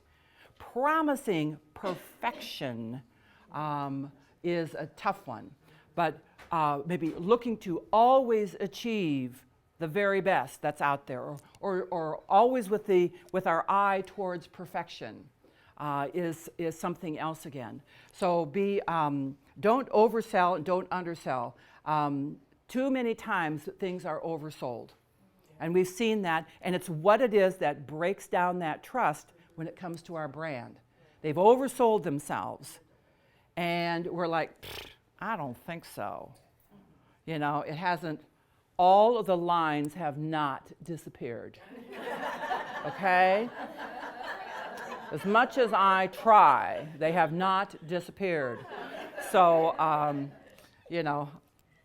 I'm in the land of facelifts down here. That might be where I need to stay. That's where my long-term stay at. I want to look like the Joker. Yeah. That's really sad. And on the other side of this is do not hide, as we learned in school, do not hide your bright, shining light, under that sort of bushel basket, okay? Do not hide your talents. Do not hide the fact that you are extraordinary in these areas. Don't, I don't think that's probably true of this group based on what I have seen. But there's also a tendency to like, oh no, it's like, oh, well, I haven't, I haven't been everywhere. It's like, I have been so many places. Think about how you can present that in a positive way. Don't undersell yourself. And we've been talking about that very specifically, especially because you're new. Don't undersell the fact that you are connected to the agencies that you're connected to. Do not undersell the fact that you have connections all over the planet. Don't undersell the fact that you personally have made a choice to connect and give access to the world to the people that you come in contact with. Do not undersell the fact that you have traveled as much as you have. All these different talents that are out there. And then finally, number 5 is being the very best self that you can be, always and in every situation. Don't forget that I think one of the things that we have to remember, and I don't know if it's particularly true in our business, but it certainly is true in our business. We like to think that there's work-life balance. Our work, we've chosen this work because it does fulfill us on a personal level as well. So this idea of separating the two, going to be something that will be a challenge in some ways, but also an opportunity to really embrace, the fact that that a lot of our joy is actually coming from the work that we do and has over the years. If you've been in successful and fulfilling careers, that's an important part of what it is. So bringing our best self wherever that is going to be, an important part of our brand as well. Because the truth is our personal brand is our reputation. So our reputation trumps everything. Our reputation when we're out traveling as advisors on a fam trip. And if any of you have been on a fam trip, you know there's some characters out there. And not that we can't have fun, and not that we can't, kick up our heels. But on the other hand, you are also always representing your brand. Yeah, well, or whatever that looks like. That's not like you can't be the life of the party. But it also means that you can ruin your reputation. And you can put a ding in your reputation by some of the antics that take place out there, because you're always your reputation out there. So if you want people to think of you in terms of integrity, then you have to live integrity. If you want people to think of you in terms of fun, then that's part of who you are as well. Thoughtful, introspective, yeah, all of those things are being true to yourself out there. And so sending the right signals out there are in fact the truest source of our brand that we can possibly have. Okay? So there it is, kind of to thine own self be true. Take a personal inventory. We'll have that time. Be honest with who you are. Be honest with what it is that you believe here. Don't over or undersell yourself. And that undersell is a really important part of that. And always bring your very best self to the equation. Okay? So, questions, thoughts, observations? Brianna? So, with all of these then, how, the call from Amanda yesterday when it was the hut, I would not at all want to do that. Right? That would not be how I would want to travel. I wouldn't want to suggest that to someone. Obviously, he was very excited about it. So how do you, turn that and still be yourself and, be excited and, get that across to the client that, I'm going to make this for you. But, again, the nice hotel that he was like, I don't want to stay there too many nights. That's where I would want to put you, or I would want to go. Right. So, how do you kind of do that? And I know you can find your niche after a while, but, how do you kind of start? Right. Well, I think one of the things, and I think Amanda actually said this in the debrief that she was doing, and it was about honoring the client. So one of her values, one of the ways that she has established her reputation and at Largay is to honor the client. And if that is part of, and that is part of their value system, is to, I can elevate maybe what it is that they're doing, but I want to also honor the client. I want to honor the fact that he doesn't want to spoil his kids, and I can still figure out ways to, virtuosoize it, and bring some sparks and some energy and some things that he had never thought about. And that was one of the things that she was talking about.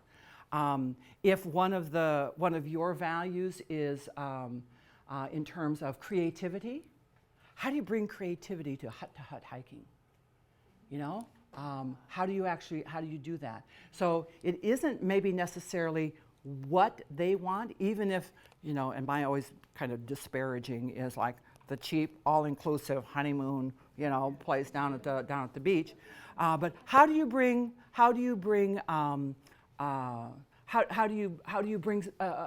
elevate that experience?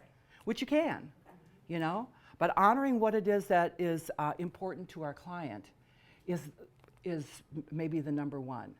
Now, and as time goes by, it may be that, oh gosh, hut-to-hut hiking or that kind of camping type of experience is an area that I really don't specialize in.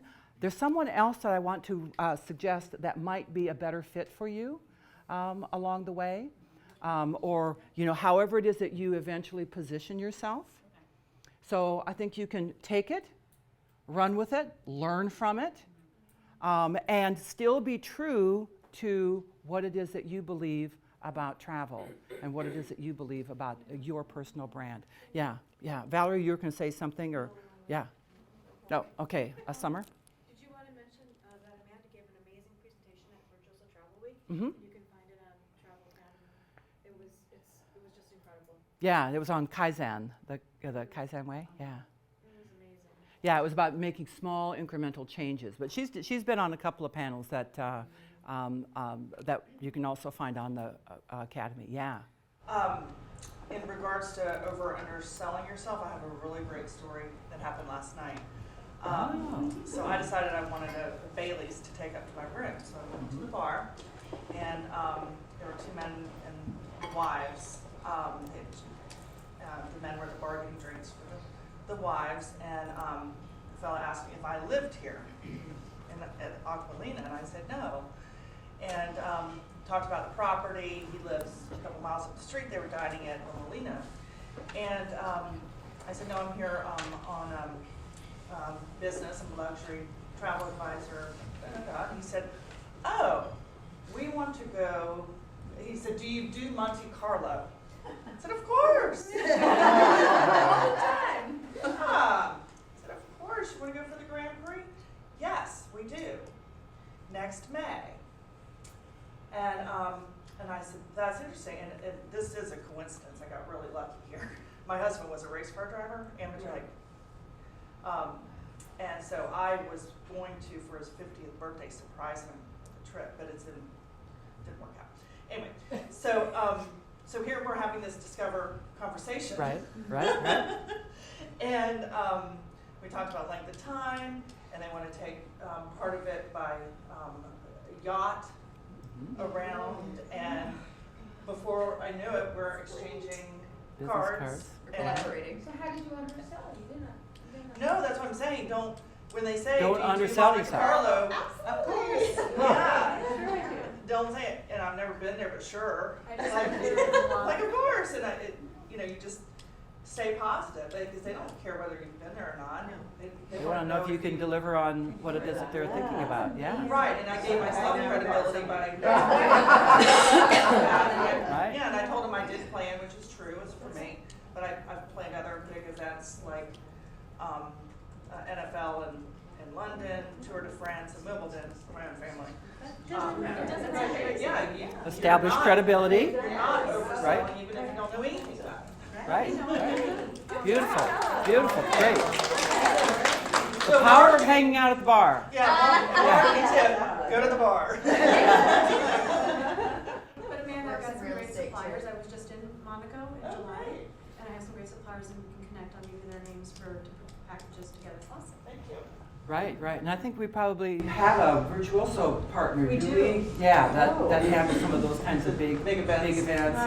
and of course we've got great on-sites and so on as well. Thank you.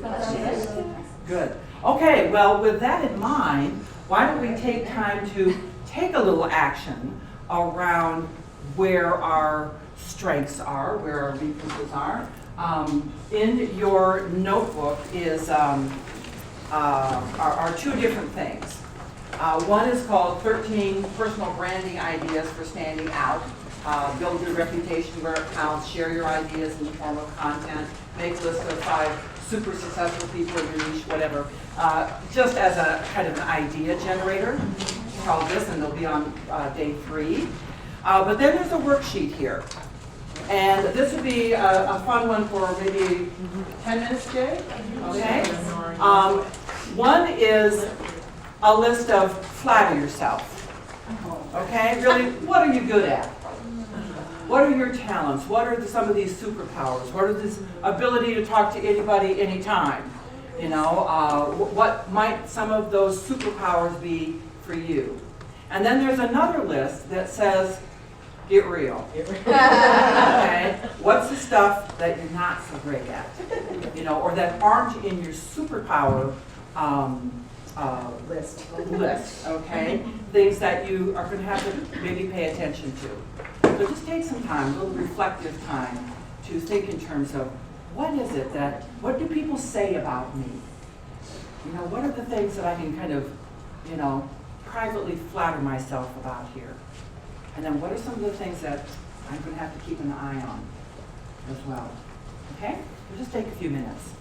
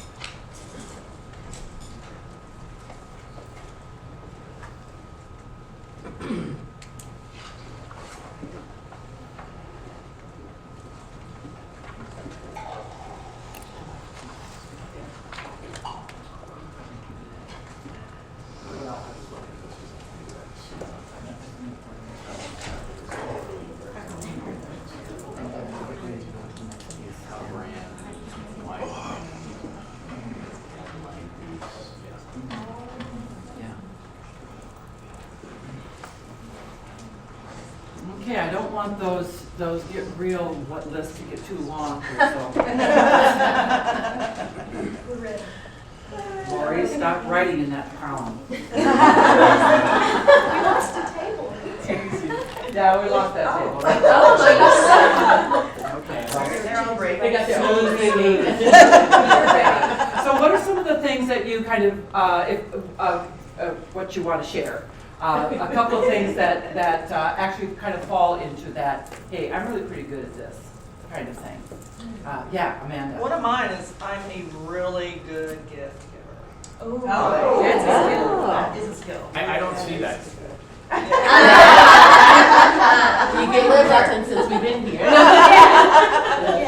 But That is a only skill. when I plan. So I'm either a really, really good gift giver, or I'm the one getting the card and the stupid says, thing at the "Oops, I missed Hallmark your on the way there. It's like I'm polar opposite. When I'm good, I'm really, really, really awesome. Right.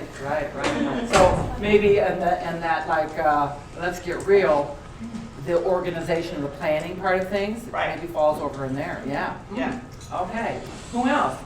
Lori, you have things in both columns. I want to hear two things in your I'm fabulous column. I'm well written. Very well written. I'm an excellent writer. And I'm really good with logistics. And good with logistics. Oh, those are two very important superpowers to have in our business. Yeah, love it. What's one that falls in that other column? My attention to detail needs a lot of improvement. Okay, so you're great at logistics, but you need to watch the details. It's more about delivery and just time management. Okay. I'm just terrible with Microsoft and PowerPoint and stuff like that. So it's more on a presentation scale than like I don't know what needs to go into it. It's more about presentation. Okay, so some of those really kind of technical skills that you maybe need I'm to. stuck in the 80s. Okay. I had a typewriter in college. You had a typewriter in college, yes. Well, I can relate to that. Yeah. Yeah. Okay. Well, we also know that there's some people with some superpowers on that front here in the room. Yeah. How about for you, Valerie? I think I'm naturally curious about everything, and I love learning. Those are going to be great superpowers and things that you can actually talk to people about. Yeah, absolutely. How about in that other list? Is there something there that? I'm socially avoidant. Really? Huge. Huh. Okay. I wouldn't have thought that. Yeah. I'm a real introvert. Okay. And so. Yeah. We've got And the. so I much prefer dealing in text or email. Talking on the phone, I'd rather stick needles in my eyes. So I know that that's a weakness. So I work on it every day. Yep. Client says I'd like to have a call. I'm like, I don't really want to call you, but I will. Yeah. In my mind. In your mind, yeah. And then I put a smile on my face, reframe, and Right. Yeah. And so what are some of the things that you have done to kind of overcome that? When it comes to like whether it's making making that phone call, what do you do to help yourself? I understand that if I have a phone call, the conversation goes much quicker than the whole series of emails. Yeah. And it's easier to understand in tone what the client is saying, or often my clients want to meet me face to face, which is even more horrible. So and I have a home-based office. So I've just gotten into trying to be, my best self. And so I'm like, okay, great, you're coming over, that's amazing. Would you like coffee or tea? So I try to imagine if I were a person who loved that kind of exchange, how would I behave? And that's, I fake it until I make it. Yeah. And then once they're in the door and we're having the conversation, It's fine. It's totally fine. Right. But it's just the whole. There's an anxiety that goes It's with it. social anxiety. Social anxiety. Yeah, and I've had Very that. interesting. Very interesting. I meet my customers like in Starbucks because my client base could be within like a hour, range. I mean, I will meet if they would like to meet. Interesting. Yeah. Yes, yes. Yeah. And I'm totally fine with it because I've always worked from home. So Right. I have an office set up Right. and I'm totally comfortable. Yeah. But I was just like, ugh. Yes. Yeah. Yeah. Well, and a really good thing to know about yourself. 100%. You know, very good thing to know about yourself. For my introverts here, you know, and Danny identifies himself as an introvert as well. That's why you see him off running in the morning. He needs to create some white space, you know, in there. Others of us need to be like, whoa, you know, like joined at the hip, and that's not necessarily the way the way that you operate. So that's great. Good thing to know. Yeah, Nora. Just going to add a trick that I have learned, and it sounds so hokey, is if you smile before you pick up the phone. If you have a mirror and computer and you watch yourself as you're talking, and you keep that smile, it actually keeps you. Yeah, I know. When I don't want to call, I smile before I call them, and it just And it does. It sounds incredibly hokey, but in fact it works, doesn't it? Yeah, yeah. Anyone else? Let's hear from you, Johnny. Complete opposite. That's actually one of my strengths. I'm really great at networking. I've been called a chameleon plenty of times because I have a way of, no matter where you're from or who you are, male, female, I just have a way of talking and getting that person to talk. So I really say that's a superpower. Yeah. And I love that. I love people. So I think it just is natural. Mm-hmm. And I'm a risk taker. Mm-hmm. So I could be scared, and I think I was talking to Cindy about that. I'm the type of person that I could be scared, but I always kind of like that YOLO, you only live once. So as long as I know I'm not going to die, even though it looks like I will, I take risks. I really do. I just think it's a cool just jump in it or rip it off like a Band-Aid. Yeah. And then it's great. So Right. one of my strengths. Yeah. What are one of those things that sort of live over there in that other column? One of them that I really want to work on is self-sacrifice. I learned to self-sacrifice for a few things in my life. Children say that, but I realized that I'm the type of person that when I want something, I go for it.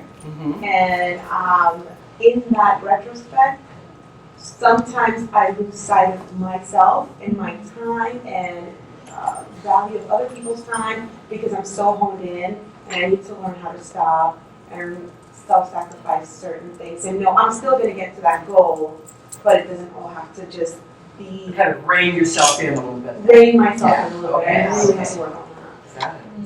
Got it. Well, it's an interesting exercise and a very important one as we start thinking about branding. A couple more things that we wanted to share here before we take a break, and then we're going to dive even deeper into this personal brand. One of our longtime colleagues and owner of a great three agencies, three locations in and around Texas, Keith Walden, has long been a branding expert that we have relied on within Virtuoso. And a couple of things that he speaks to that maybe weren't necessarily brought up. One was your brand is not your logo.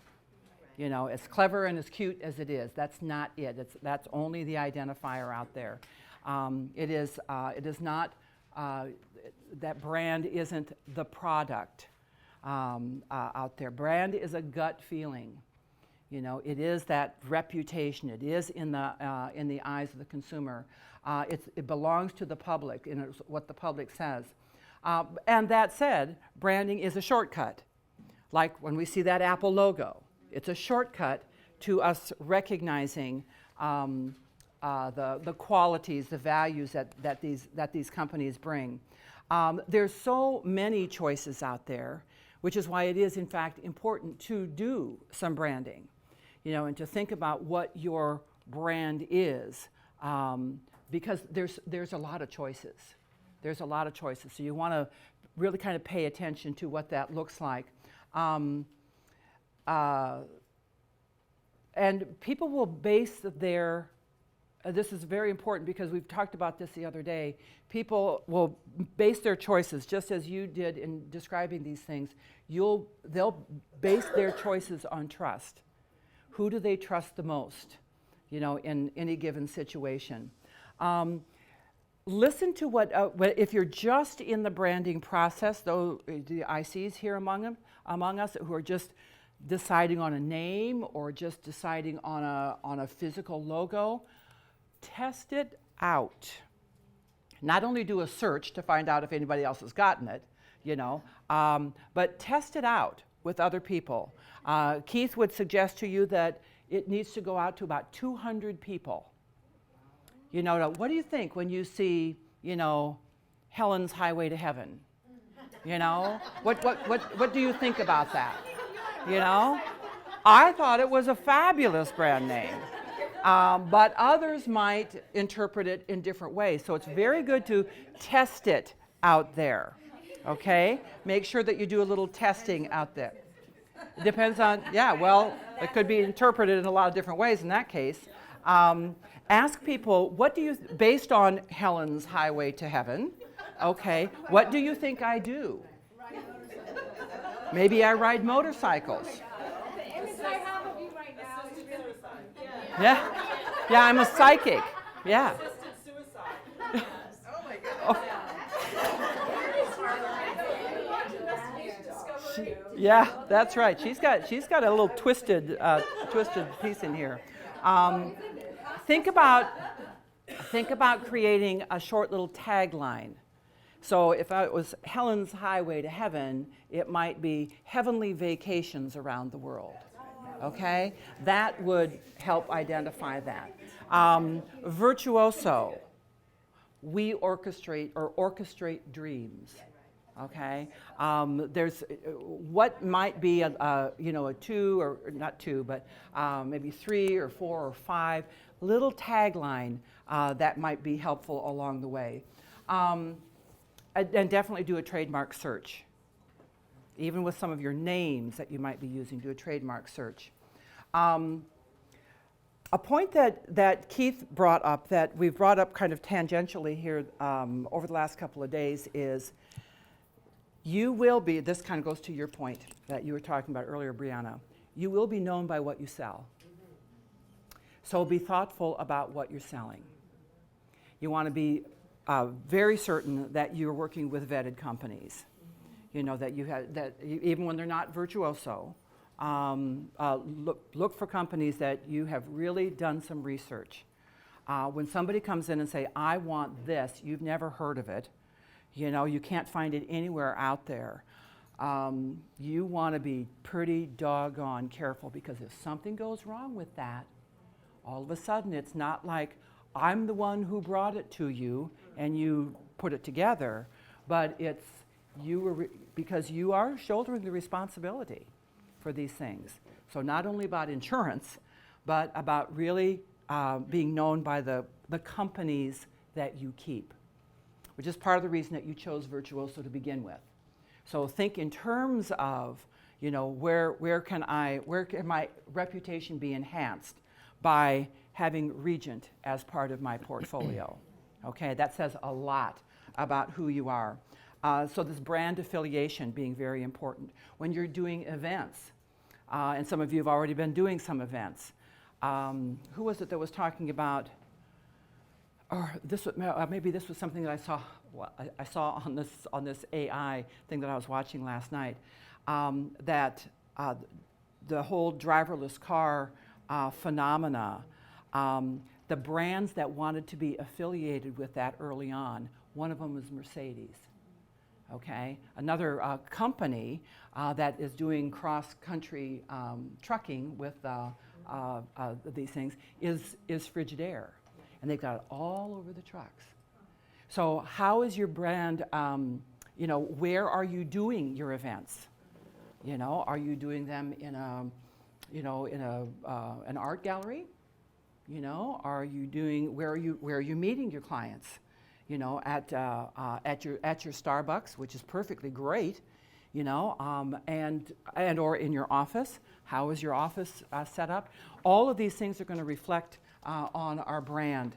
And as he said, be thoughtful about selling low end, because you're going to get trapped there if you do too much of it. But that's not to say that I'm going to make an exception here. because I know you're young and you're new and so on. And I'm, want to make this the best possible little vacation as you go to your cheap little all-inclusive down in Cancun. But make sure that you're not getting yourself trapped into a corner. So some of you are on boards. You're on the museum boards or on your condominium boards, or you're in an over 50 community. Think about where you might associate here. Making yourself the authority out there. Encore career people. Make sure this is really important. So many of you are encore career. This is your second career. People know you which is a really nice way of saying I'm starting all over.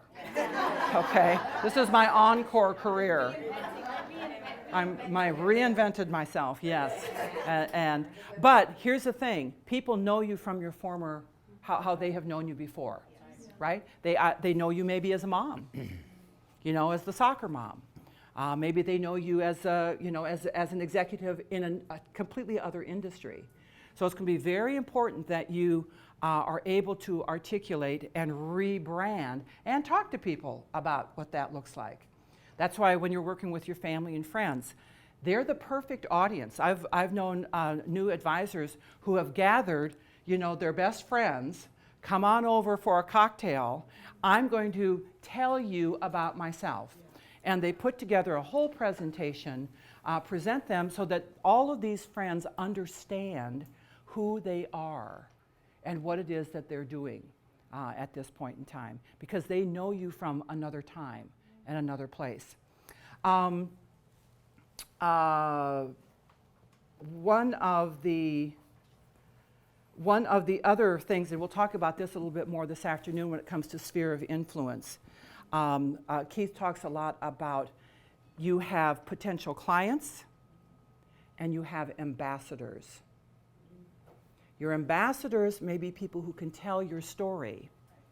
This might be family. This might be some of your friends who actually can't afford your services, or aren't going to be interested in the types of things that you're actually selling. So you have potential clients by hanging out at the bar with Amanda, okay? And I mean, the truth is, you were hanging out with people who were staying at Aquilina. Right. And they thought you were too. Right. Okay? So, well, yeah, she is. She is. I was an owner. They thought you were an owner. Yeah. And I don't know if you know what the price tag is of the ownership here, but those are potential clients. But they're, our families and friends maybe our ambassadors or our sorority sisters or, the people from our churches and synagogues and so on. And then the other thing that you might want to start thinking about when it comes to your brand is what are you aligning with, even within Virtuoso or within the industry. There's some wonderful alliance programs that we have with Sabur magazine is one where who are my foodies. We got a couple of our foodies out here. That something like that could be interesting to be involved in. Being a part of some of the communities, right. Multi-gen or adventure, or what's that? Culinary, exactly. A new one that is starting this year called Celebrations, which is about honeymoons and baby moons and special celebrations that people have in their lives, weddings, that type of thing. So think about where it is that makes good sense for you to align. And maybe if you're doing some collaborative marketing out there, are you aligning with a brand that makes good sense and that is reflective of your brand as well? You don't want to be misaligned and you're doing your presentation in the parking lot at Costco. Okay, or if you're doing something that is part of a silent auction, or something like that. Think about who it is that you're aligning with. Okay, so just a couple of little thoughts on that. Finally, time for a break here, exactly. But I also came across another article that said the one personal branding technique that will expand your success is to give of yourself, to share yourself, to share what you know, to share your knowledge, to provide support to other people. It's one of the most important things that we can do with our personal brands. Giving back. One of the things you guys constantly were talking about was giving back. So it doesn't have to be a whole bunch. It can be, you know, a very small thing if that's of importance to you. So there we go. 10:30. 10:30, time for a break.